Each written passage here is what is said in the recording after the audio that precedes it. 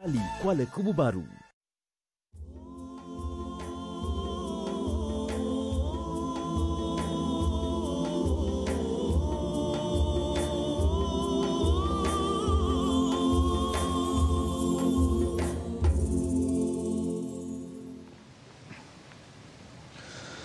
أعوذ بالله من الشيطان الرجيم بسم الله الرحمن الرحيم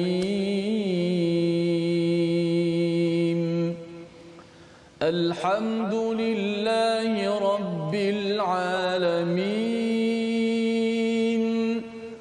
الرحمن الرحيم مالك يوم الدين إياك نعبد وإياك نستعين اهدنا الصراط المستقيم صراط الذين أنعمت عليهم غير المغضوب عليهم ولا الضالين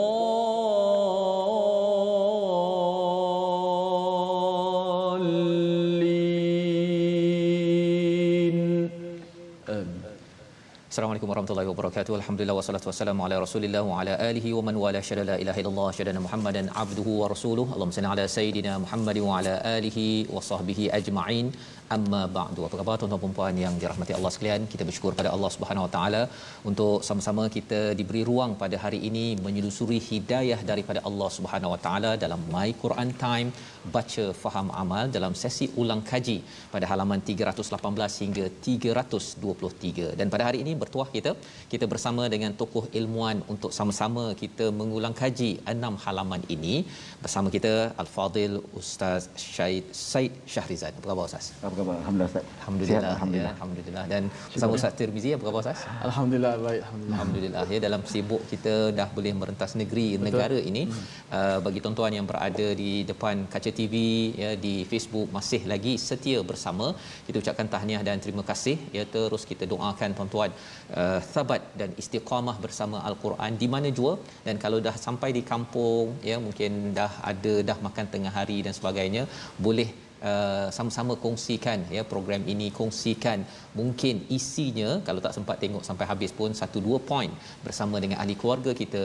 Moga-moga kita adalah individu yang menjejak kepada Nabi Musa dan juga nabi-nabi yang kita akan lihat ulang kaji pada hari ini. Pada hari ini kita bersama dengan Al-Fadil Ustaz Said Shahrizan ya, untuk sama-sama kita melihat halaman 318. Kita baca dahulu daripada ayat yang ke-89, salah satu daripada ayat yang menarik untuk kita memahami bagaimana Allah membuat kesimpulan tentang Tuhan-Tuhan yang tidak benar, untuk kita fahami agar kita makin kuat dalam keimanan kita kepada Allah Subhanahu Wa Taala. Kita lihat ayat 89 halaman 318 bersama Ustaz Tirmizi. Baik, alhamdulillah kepada Ustaz Fazrul, yang berbahagia Dr. Said Shahrizan selaku tetamu kita pada hari ini. Insya-Allah kita mulakan majlis kita dengan ayat yang akan kita bincangkan pertama ini, ayat yang ke-89 insya-Allah. A'udzubillahi minasyaitonir rajim. Afala yarawna alla yarji'u ilaihim qawla afala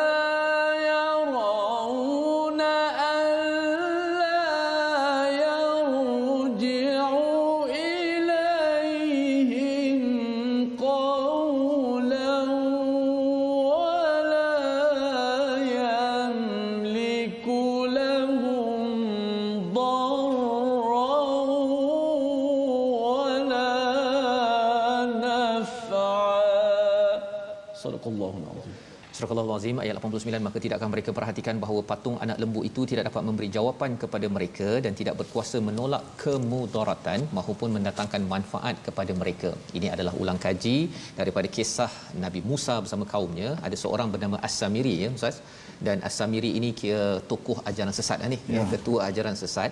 Dan dalam ayat ini dinyatakan bahawa si lembu ini sebenarnya tak boleh pun nak respon walaupun satu perkataan lahum wala yamliku lahum darra wala naf'a. Jika ustaz boleh kongsikan sedikit apakah pelajaran daripada istilah wala yamliku lahum darra wala naf'a, dan mungkin ustaz di Pejabat Mufti bila berinteraksi dengan pelbagai ideologi ajaran yang tak berapa nak lurus ini, ya, apa sebenarnya yang disampaikan oleh pemimpin ajaran yang menyeleweng ini? Silakan ustaz.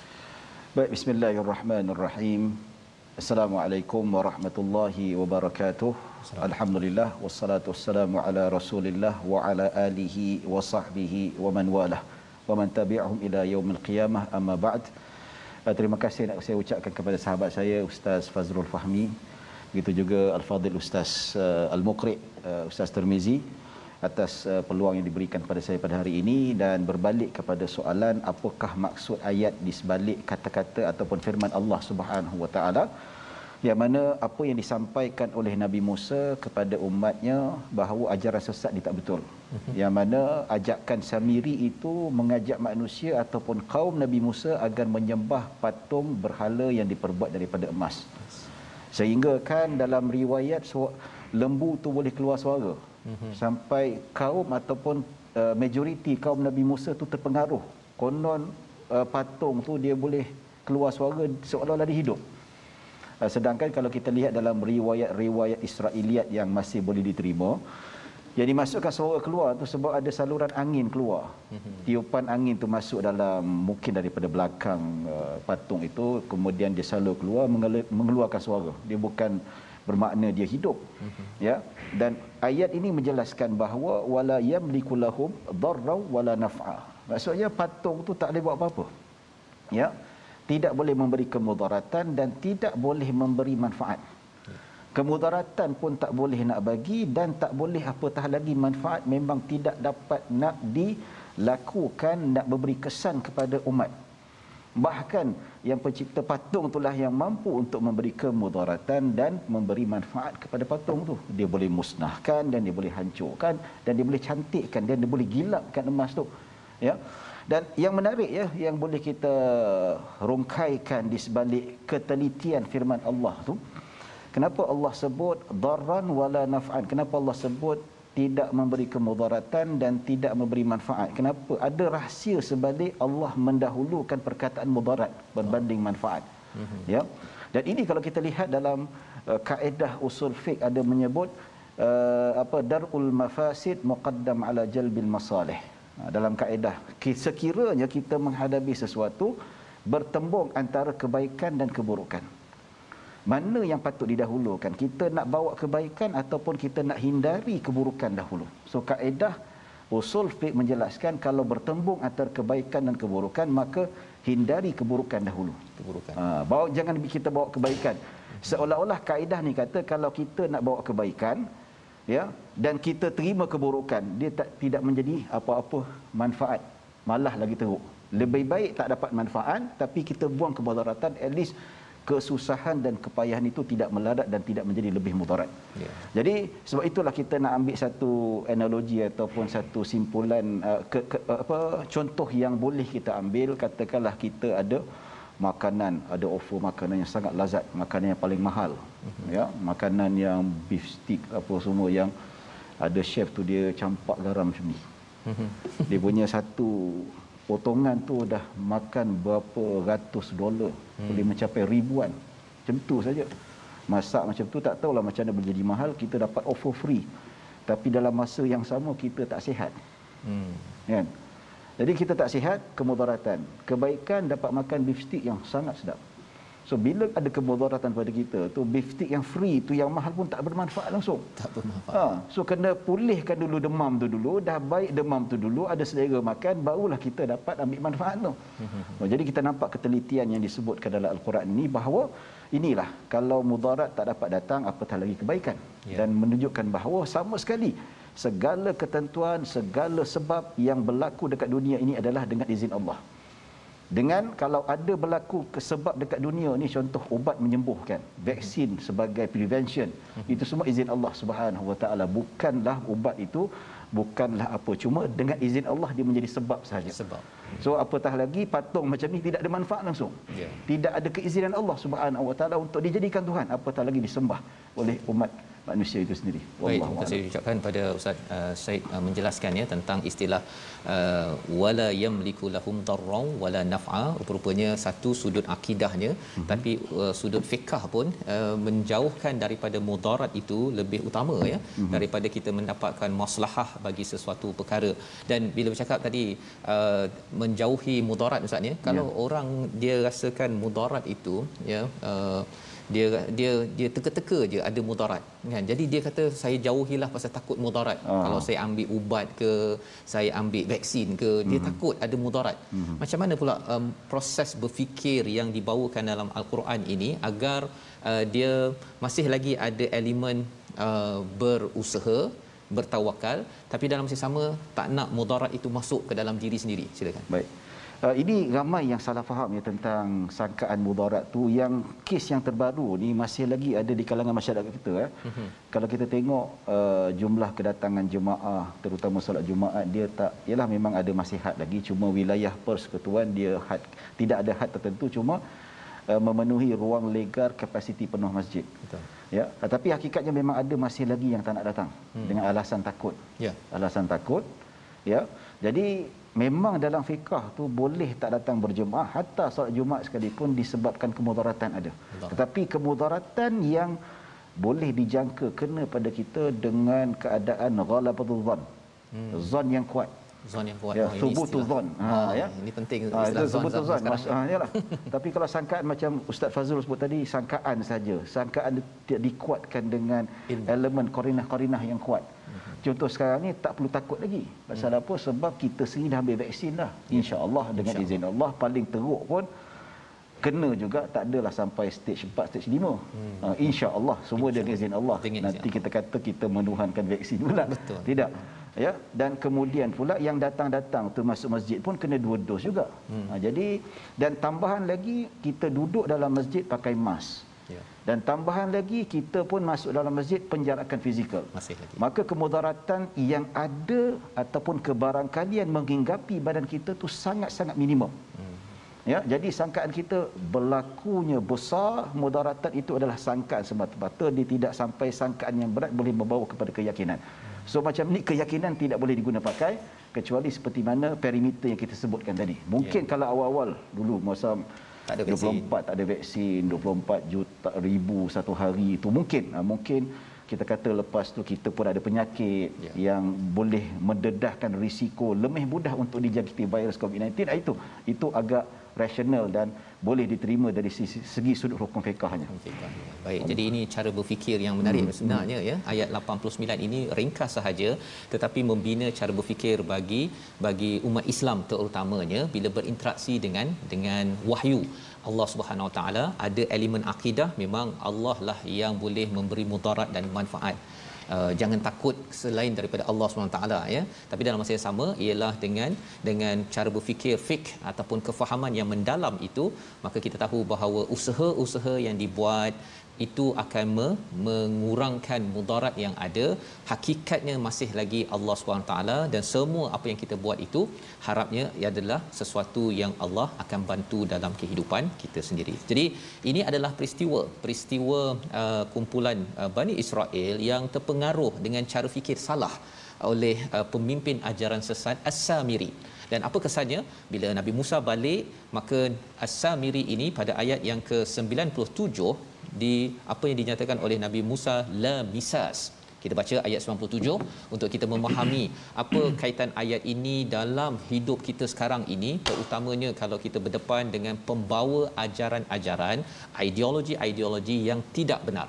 Ayat 97 bersama Ustaz Tirmizi. A'udzubillahi minasyaitonir rajim. Qala fadhhab fa inna laka fil hayati an taqula la misas wa inna laka maw'idan lan tukhlafah wanzur ila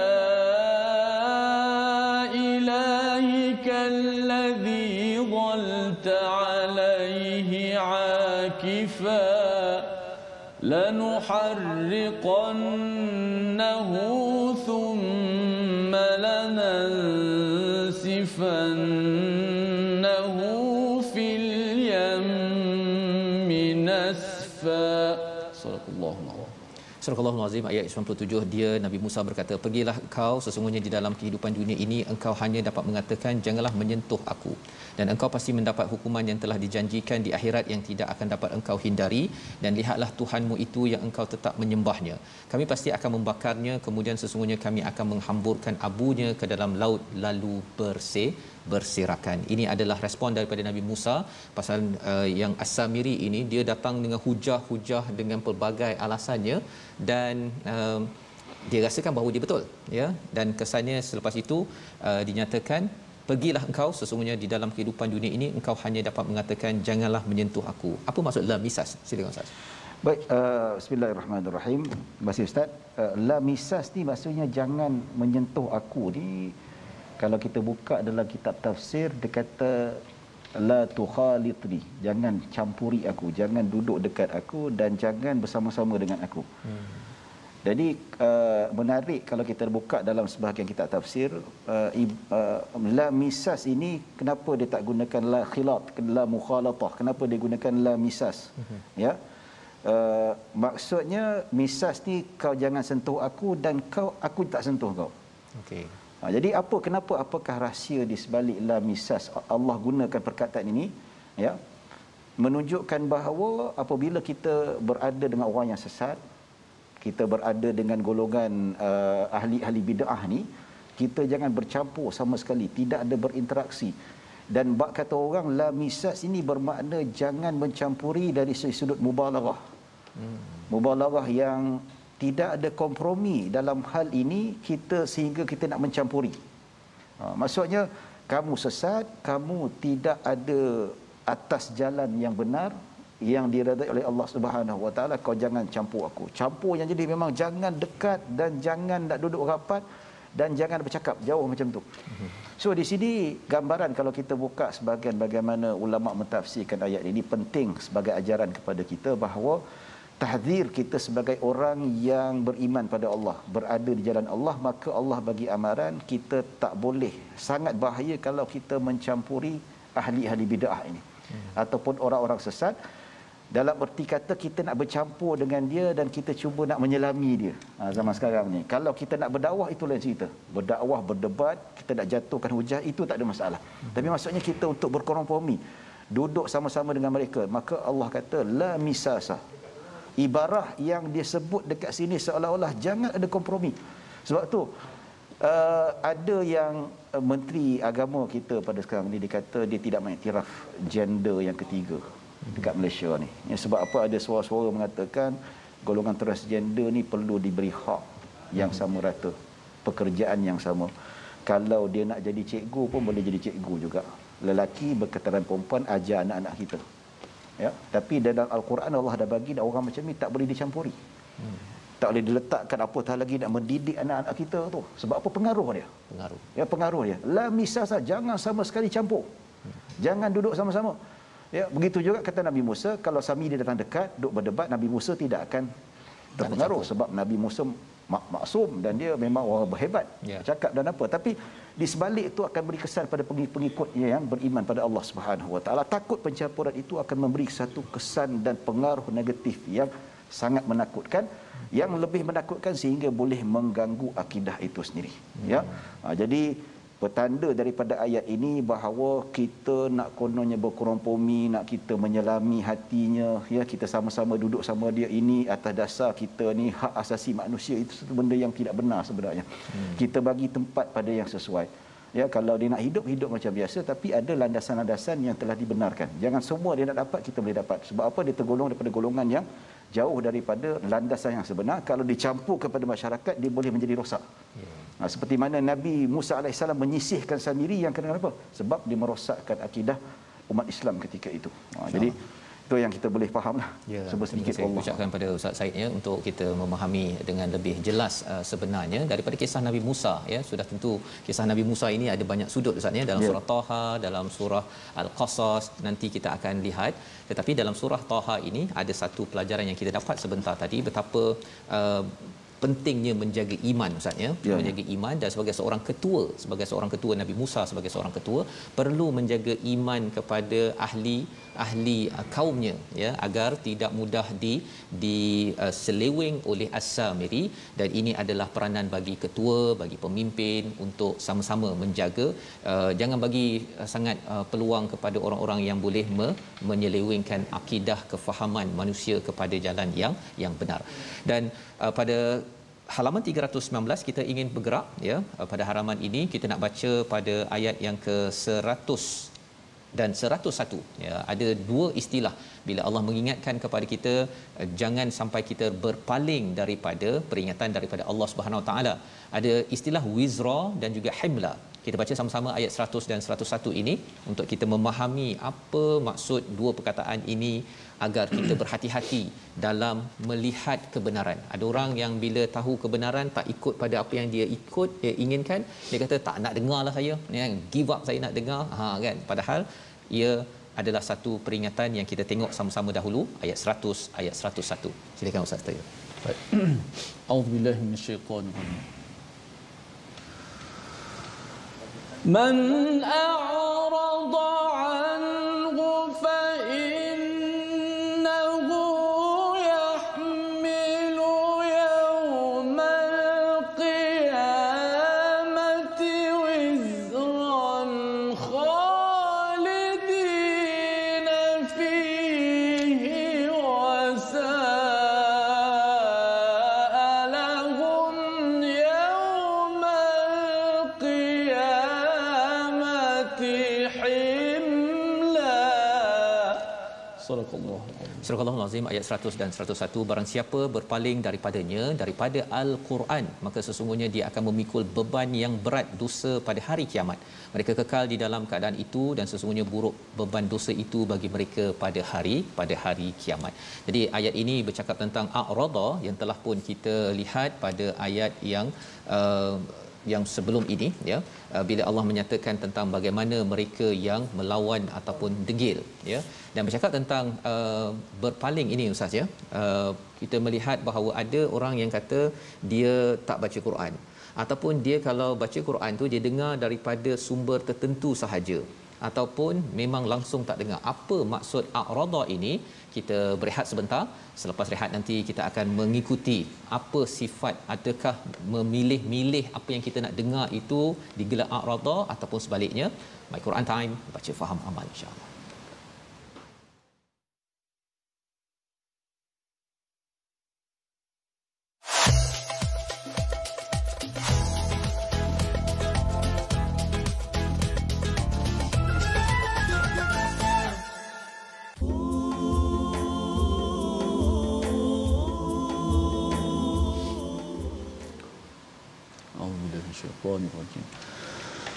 ومن يعمل من الصالحات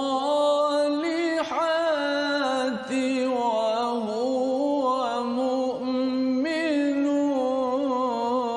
فلا يخاف ظلما ولا هضما. صدق الله. Alhamdulillah kita bertemu dalam My Quran Time baca faham amal pada hari ini untuk kita sama-sama mengulang kaji ya bersama Ustaz Tirmizi, Ustaz Said Syarizan pada hari ini di mana Allah mengingatkan kepada kita kisah Nabi Musa ya bersama-sama, dan Ustaz sebentar tadi kita pun sudah melihat kepada ayat 101, ayat 100, ayat 101, dan Ustaz Tirmizi membaca ayat 112 berkaitan dengan beramal baik ya, beramal soleh ini wa huwa mukmin, ada iman ya. Jadi muka surat 319 dan 320 ini, dua-dua muka surat ini ada perkataan a'rada ya. A'rada tadi kita baca ayat 100, kemudian pada ayat yang ke 124 pun ada a'rada.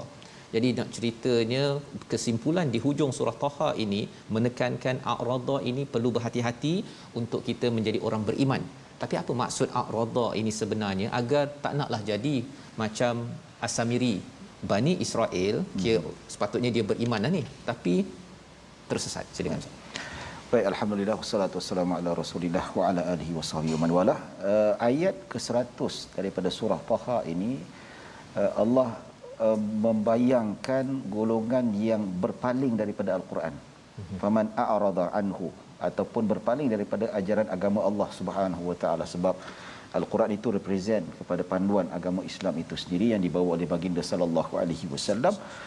Tapi kalau kita tengok dalam kitab tafsir, antaranya tafsir Al-Allamah As-Sa'di, dia kata a'rada anhu. Maksud a'rada itu falam yu'min au tahawana bi awamirihi wa nawahihi.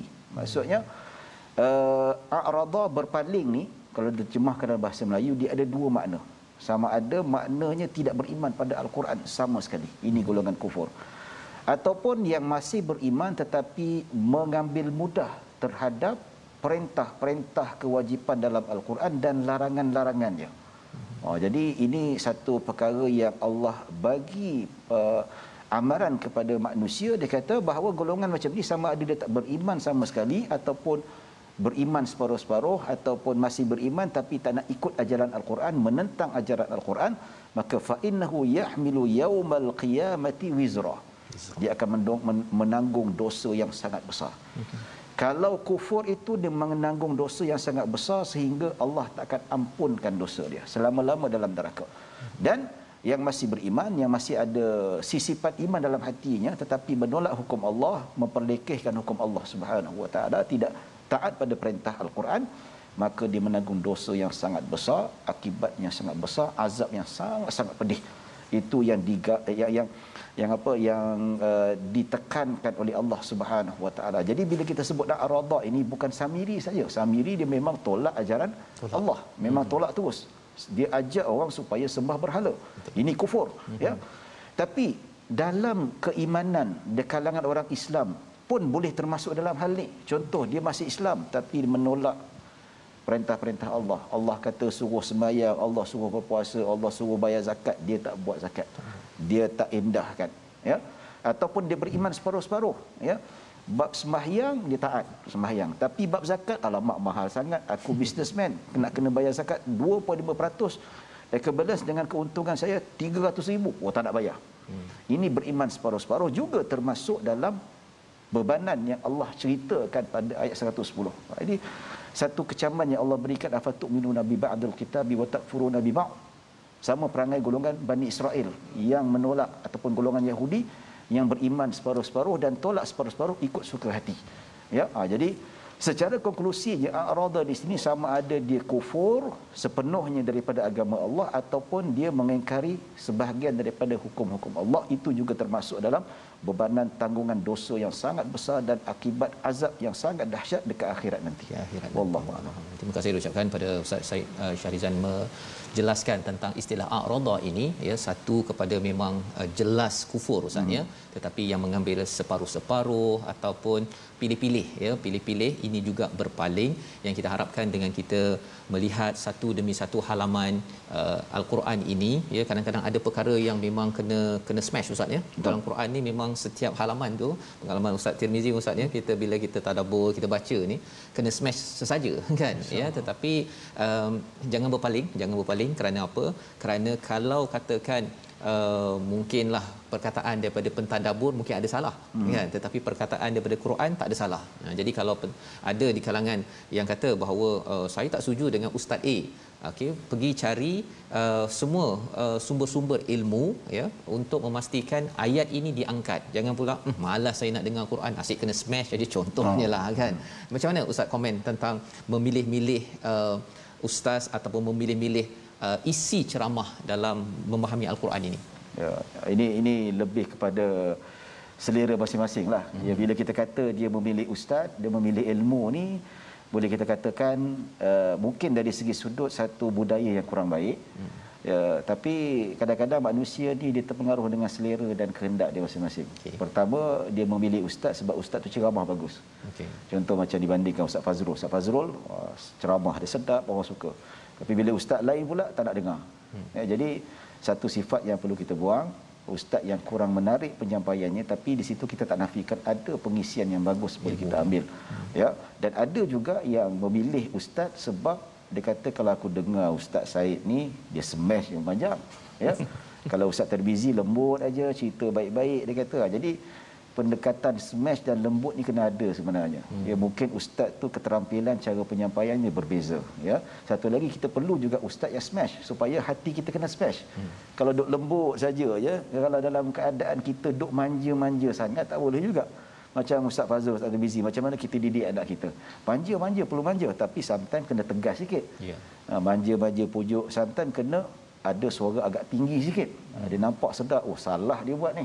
Jadi macam itulah hakikatnya, perlu ada kesedaran. Ya, memang pemilihan individu, pemilihan suasana, pemilihan karakter, pemilihan jenis ilmu pun kita tak nafikan, itu fitrah manusia. Ada yang kita suka, ada yang tak suka.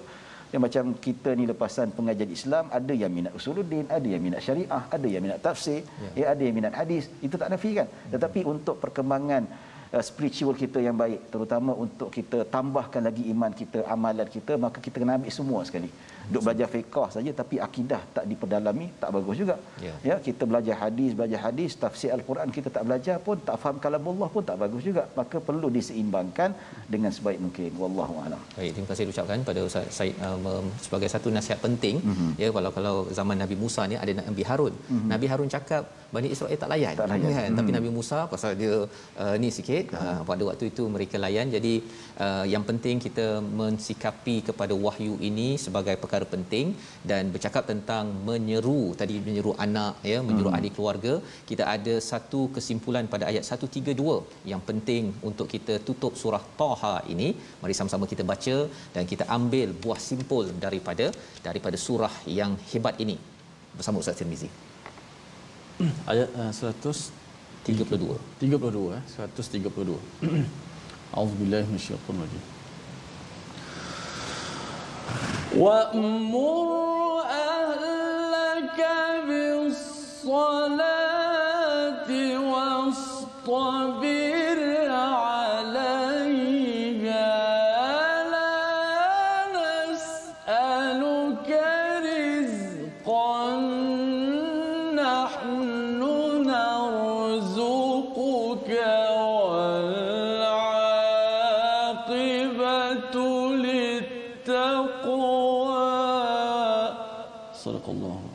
Surah Al-Azim ayat 132 daripada surah Taha. Dan perintahkanlah ahlimu melaksanakan solat dan sabar dalam mengerjakannya.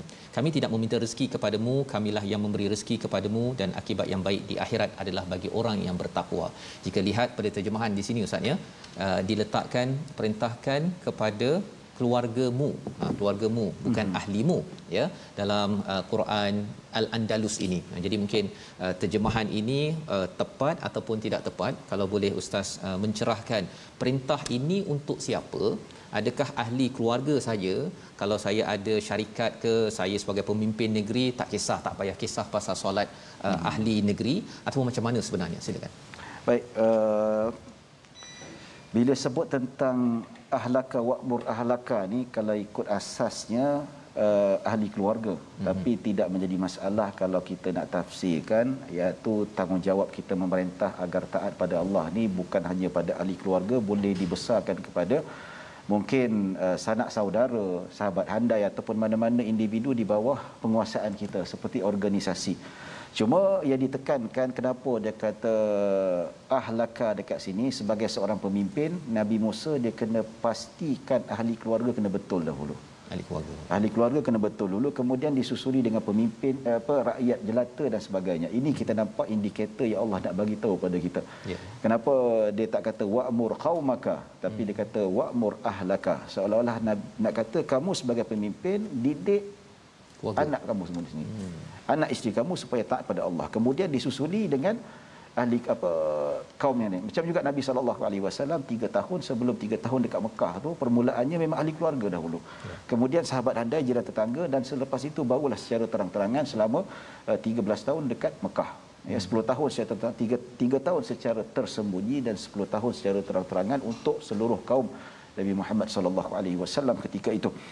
Ya, dan lepas ahli keluarga barulah kita akan lihat kepada yang lebih besar. Sebab apa? Perlunya pada ahli keluarga ni, pertama ahli keluarga ni dia penyokong. Penyokong dan pendukung. Sebagai pemimpin dia perlu ada persediaan mental. Tapi kalau dari segi sudut kita nak suruh rakyat supaya ikut, dalam masa yang sama anak kita tak ikut, dia akan bagi tekanan yang sangat dahsyat dan contoh yang tidak baik. Contoh sebagai pemimpin dia kata jauhi dadah adalah najis negara, musuh negara. Ya, tapi dalam masa yang sama anak dia wal iyadzu billah ambil dadah. Tekanan pada perasaan, dan rakyat tengok apa ni nak suruh kita tinggalkan arak, tinggalkan najis dadah, tapi anak dia ambil. Problem juga, ya. Dan apa yang menarik di sini, wa'mur ahlaka bis-salah. Bukan solat saja. Solat tu adalah syariat atau perintah Allah yang paling tertinggi sekali. Paling tertinggi sekali, sehingga kan ada sebahagian ulama Hanabilah dia kata siapa tinggalkan solat dengan sengaja kufur. Tapi pendapat terpencil lah, jumhur kata dosa besar lah. Ya. Jadi bila solat tu wajib, yang lain-lain juga adalah wajib. Ya, wastabir alaiha iaitu maksudnya Allah Subhanahu wa taala kata hendaklah kamu bersabar ke atasnya. Ya, begitu juga sabar ke atas kita nak perintah ahli keluarga supaya mereka lakukan, dan ini cabaran yang sangat besar. Ya, kenapa Allah gunakan wastabir? Kenapa Allah tak sebutkan wasbiru? Dalam Al-Quran dia sebut, dia kata qala Musa liqaumihi ista'inu billahi wasbiru. Kenapa tak sebut wastabiru? Nabi Musa suruh kita minta pada Allah dan bersabar. Kalau kita nak kontrol diri kita tak ada masalah. Sabar memang sabar. Hakikat nak beribadah tu sabar memang sangat kuat, ya. Tapi kalau kita nak suruh orang taat, kesabaran sangat tinggi. Kalau kita nak kontrol kita pergi sembahyang tak ada masalah. Tapi bila nak kejut anak subuh tu, ya Allah, naik angin dah. Sebab tu dia kata dalam ilmu saraf dia kata ziyadatul hurufi tadullu ala ziyadatul makna. Maksudnya bertambah huruf dalam satu morfologi ataupun perkataan tu bermaksud makna bertambah, ya.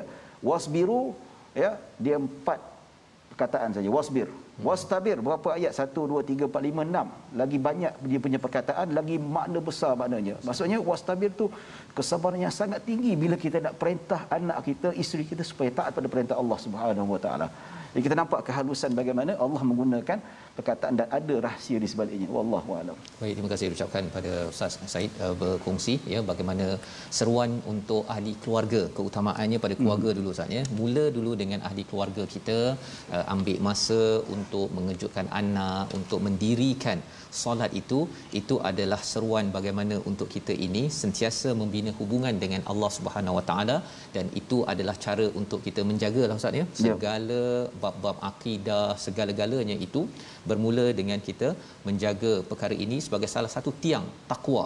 Wal aqibatu littaqwa pada hujung ayat 132 ini saja. Jadi kita selesai dengan mengulang kaji ayat daripada surah Taha. Kita nak lihat terus kepada halaman 322.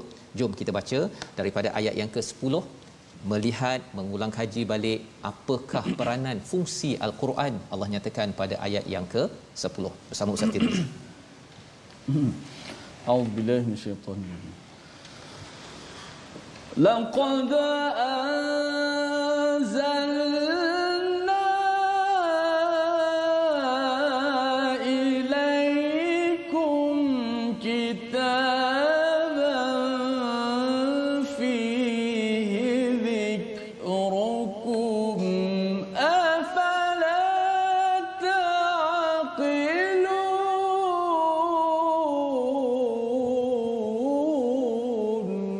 Sadaqallahu. Surah Al-Azim ayat yang ke-10, sesungguhnya telah kami turunkan kepadamu sebuah kitab Al-Quran yang di dalamnya terdapat peringatan bagimu, maka adakah kamu tidak mengerti? Pada surah yang ke-10 surah Yunus, Allah menyatakan tentang Quran ini sebagai syifa, Ustaz ya.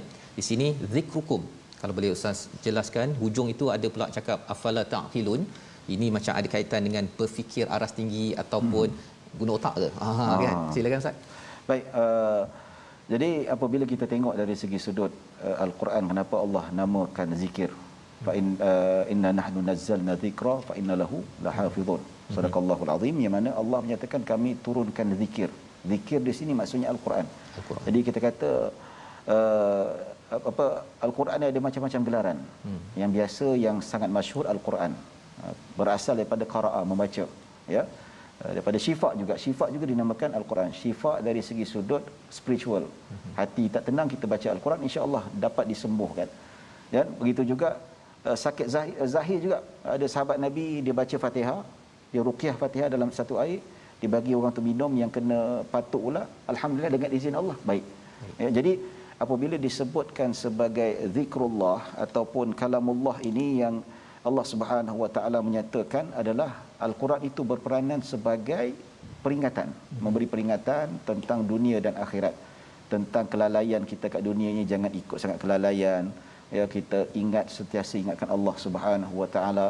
Dan dalam Al-Quran juga mengingatkan kita tentang perintah-perintah yang wajib kita ikut, larangan-larangan yang wajib kita tinggalkan.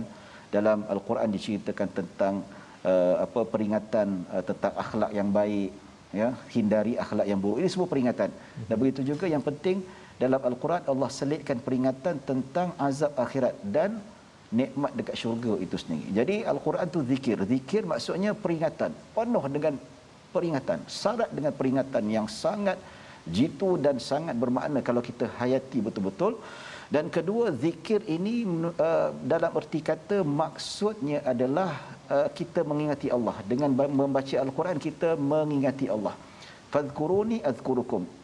Zikirlah pada aku, ingatilah aku, nescaya aku akan memperingati kamu. So zikir pada Allah ni bukan zikir subhanallah subhanallah saja, tetapi secara umum mengingati Allah, iaitu mentaati perintah Allah Subhanahu Wa Taala. Ya, mentaati perintah Allah dan meninggalkan larangan Allah, itu maksudnya zikir. Dan apabila pentakrifan itu dipecahkan, maka zikir tu banyak. Ya, dan dibandingkan zikir lidah ni yang paling afdal Al-Quran. Ulama kata afdalu zikri bil lisan Al-Quran. Maksudnya dengan bacaan Al-Quran itulah zikir yang terbaik. Baik. Contoh kalau kita kata zikir la ilaha illallah, kita baca subhanallah subhanallah, ya, kalau kita kata zikir yang melibatkan lidah, keluar suara ni, Al-Quran adalah yang terbaik. Ya. Tapi kalau kita jenis tak hafiz, tak reti baca Al-Quran dengan macam, bukan tak reti, maksudnya mungkin ada masa mood dia tak semangat nak baca Al-Quran, dia perlu gantikan dengan zikir yang lain, la ilaha illallah, la ilaha illallah, ya. Ataupun dia tak berminat untuk zikir yang bagai tasbih 1000 kali dan sebagainya, tapi dia ilzam ataupun mulazamah dengan membaca Al-Quran. Itu pun dikira sebagai zikir, pahalanya sangat besar. Bahkan Nabi SAW kata satu huruf bacaan Al-Quran bersama dengan 10 pahala.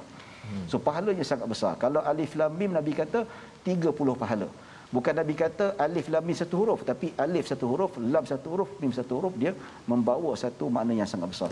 Dan afala ta'qilun di sini menunjukkan bahawa Al-Quran ini mengatakan sebagai peringatan yang perlu kita fikirkan, peringatan yang perlu kita bawa dengan minda yang normal. Bukan mengikut hawa nafsu.